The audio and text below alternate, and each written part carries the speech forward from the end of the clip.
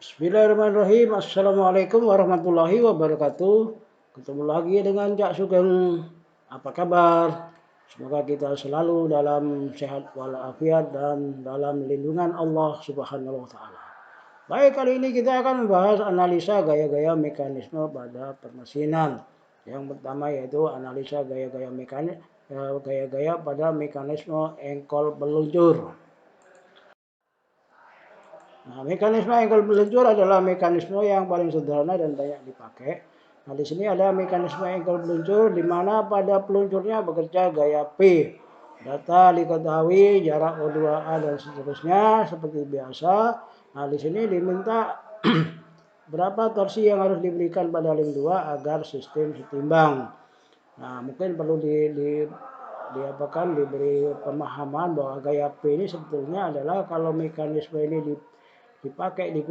digunakan untuk melakukan pekerjaan tertentu, misalkan memotong ubi, maka gaya P itu adalah gaya yang diperlukan untuk memotong ubi. Nah, sehingga waktu di sini diberi torsi, maka akan menghasilkan gaya sebesar gaya P yang diperlukan untuk memotong ubi. Namun gaya P-nya dibalik arahnya seperti itu. Nah, seperti biasanya, maka langkah pertama adalah buat gambar soal. Ya, buat gambar soalnya nih kalian udah bisa, saya kira nggak perlu saya perjelas, nggak perlu dijelaskan lagi. Kemudian kita buat free body diagram gaya.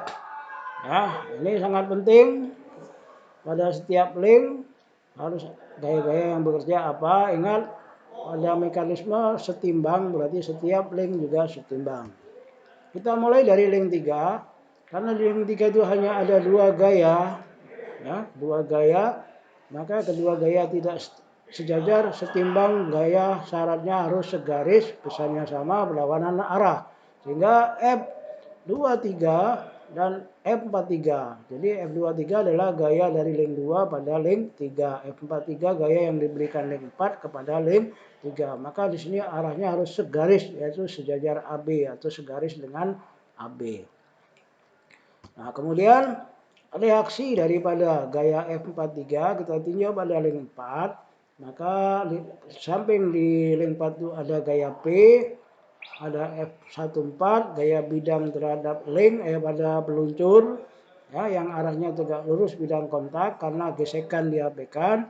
Maka di sini pada titik B sebagai reaksi F43, maka di sini ada F34 yang besarnya sama, arahnya berlawanan.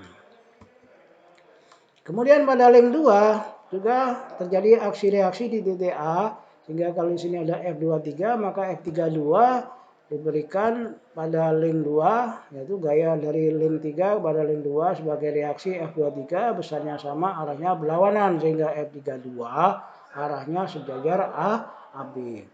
Di samping itu pada engsel 2 O2 terdapat F12 yang besarnya dan arahnya belum tahu. Demikian juga pada torsi yang harus diberikan pada link 2 besar dan arahnya belum tahu. Sehingga kesimpulannya pada link 2 terdapat 2 gaya, 1 torsi, 5 anu. Pada link 3 terdapat 2 gaya, 2 anu. Pada link 4 terdapat 3 gaya, 2 anu. Namun persyaratan supaya bisa diselesaikan hanya terdapat 2 anu. Yang ada 2 anu yaitu link 3 dan link 4. Namun karena pada link 3 itu hanya terdapat 2 gaya dan besarnya belum ada yang diketahui, maka pada link 3 ini tidak bisa diselesaikan.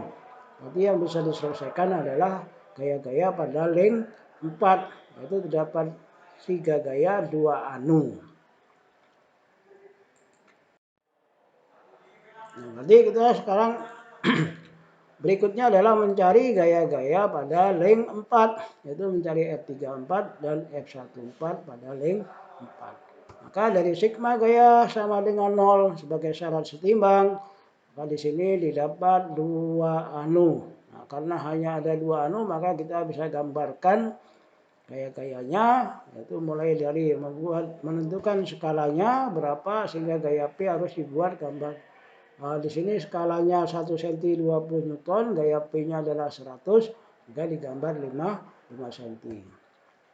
Gaya P digambar, kemudian kita gambar F34 dari ujung gaya P, ya, sejajar AB, Kemudian dari titik O di sini digambar F14 tegak lurus bidang sehingga berpotongan, maka didapatlah F4, F34 dan F14.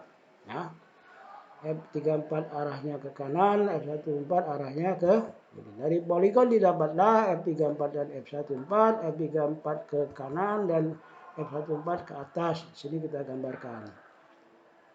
Nah, kemudian reaksi pada link 3, ya, di titik B, maka karena F34 didapat, maka F43 didapat, pesannya sama, arahnya berlawanan, sehingga arahnya harus ke kanan.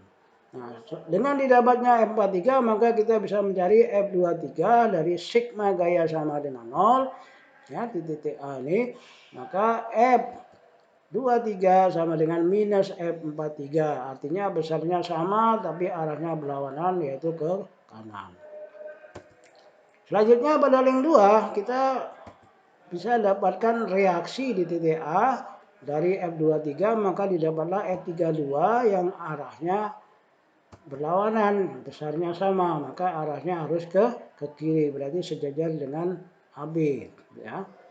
Nah, kemudian pada titik O2 kita bisa mencari F12 dengan menggunakan sigma gaya sama dengan 0, maka F12 sama dengan minus F32. Jadi besarnya sama, arahnya berlawanan, maka kalau digambar arahnya ke kanan. Hingga dari dua gaya ini adalah dua sejajar, dua gaya yang besarnya sama, arahnya berlawanan, sejajar akan menghasilkan momen couple yang berlawanan jarum jam. Nah, maka selanjutnya kita bisa mencari torsi di link 2.